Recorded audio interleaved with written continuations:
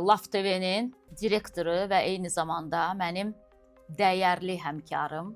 İstəyirəm dəyərli olaraq qalasınız Ləman xanım, düzdür.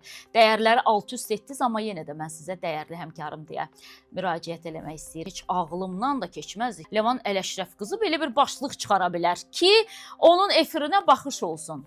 Üzr istəyirəm ifadəmə görə, amma demək məcburiyyətindəyim. Səidə Bəkir qızı da quşladı.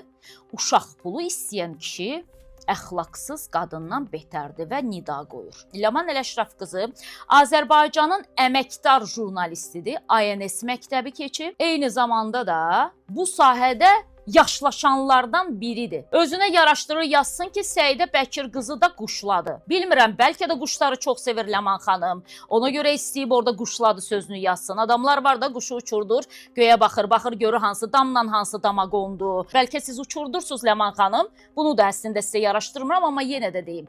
Amma mən quşlamamışam gözəl xanım. İndiyə qədər bir neçə dəfə mənim haqqıma girmisiniz.